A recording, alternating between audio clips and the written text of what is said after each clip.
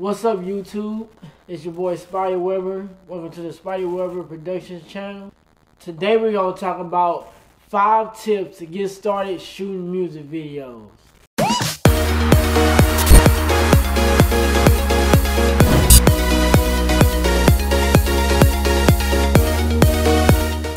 Quick heads up, I'm going to let y'all know this now. Being a music video director is a long process. It takes a lot of patience to do what we do. This isn't something that you're just gonna come up and jump into and think you're gonna learn everything like that. And it's always gonna. It takes a lot of practice. It takes a lot of consistency. It takes a lot of patience. So I just want to give y'all a heads up. Don't think you're gonna just jump right into this and this is just gonna be a smooth sail to the end. It doesn't work like that. So tip number 1: use whatever camera you have. I don't care if it's a cell phone, whether it's a Canon T2i, Canon T3i, Canon T3, a Canon T5, a Lumix, Sony, it doesn't matter. Whatever camera you have to get started. A lot of people tend to think that it's a particular camera that you need that make your production just be so amazing. And that is partially true, but it takes time to get to that. What point is it having a $2,000 camera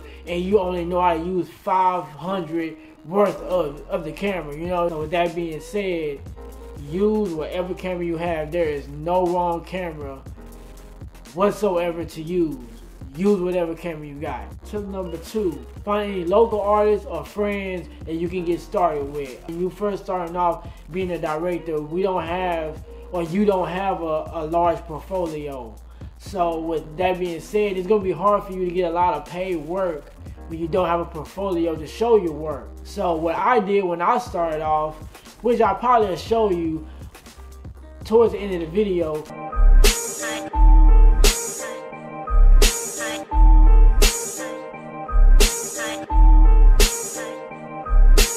Started from the bottom and I'm still with the devil. I'm on the road to success, but I broke the gas pedal. So I'm on another level, but I'm still underground. But I'm Spacely Jones, so tell me how does that sound? God. But what I did was I had friends that were into music, interested in shooting videos. And I wasn't, you know, I was just getting started. I wasn't, being a director wasn't even in my plans of being, you know, that's not something I planned on wanting to be, but it just happened that way. So they did music, I knew how to do a video, so hey, why not do a music video? So find, you know, any local artists, any friends, hit them up, let them know, hey, I'm trying to get into shooting music videos. Hey, I'll shoot your first couple free just to get started. There's a lot of directors that y'all probably listen to or watch now that started off shooting videos for their friends and local artists and within their city. And you know, and then as time grows and as you get better at it, your portfolio grows, and then you start getting paid to shoot other people's videos, and then and it just keeps growing. It keeps growing and keep growing and keep growing. With that being said, find local artists or friends, you know, to shoot videos for. Tip number 3, learn the basics. So frustrating seeing people that just want to jump into something and not know anything about what they want to do. They just want to jump into it because they see it looks cool, but they don't want to take the time to learn or how to make it look that cool.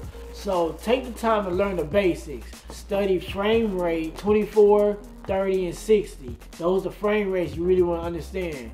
Frame rate, shutter speed, ISO, and aperture. You want to understand those 4 things, because those are 4 things that's going to keep you from looking too much like a beginner at the very beginning stages. When I first started, I knew nothing about none of that, and I winged the whole thing until I started looking at other people's videos and realized why my videos don't look like that. Well, it's because my frame rate was off. And it didn't look cinematic enough, you know. So if you ever want to have a cinematic footage, 24 frames per second is something you want to go for. If you ever want something more realistic, 60 frames per second is something you want to go for. Just keep that in mind when you're looking and you're trying to figure out why your videos don't look as professional as they should. So it's just something you want to keep in mind to learn the basics, which is shutter speed, ISO, aperture, and frame rate. Keep those 4 things in mind and you'll have a great first start, I promise. Tip number 4, figure out what about those videos you like so much. So whatever videos you like watching on TV, or you like watching on MTV Jams, or MTV Jams not even around no more, but, or on YouTube period. Whatever videos you like, try to figure out what about those videos pique your attention or pique your eye. What about those videos you like so much? And then incorporate that into your own videos so you can, so the audience that sees your videos have the same type of peak that piques their attention. So just keep that in mind on what is about your favorite videos that you like, and try to incorporate that into your video. Tip number 5, just do it. Just go ahead and get started. Try not to worry about, will I fail? Will I be good at it? What if nobody likes it? What if everybody likes it but I don't like it? You know, try not to worry about all that. Just get started. You know, if this is something you want to do and it's something a passion of yours, or something you think that may be a passion of yours, just get started. Experience is the best teacher. It honestly is. I've shot plenty of videos. I have all types of experiences with different type of clients. Some are good, some are bad, some are just, you know, typical. The bad ones make you not want to go back to that type of thing, but you know, you learn, you know. That's the only way you're going to get better at it and get better. I got a lot of room to grow. I still haven't been on really big sets yet.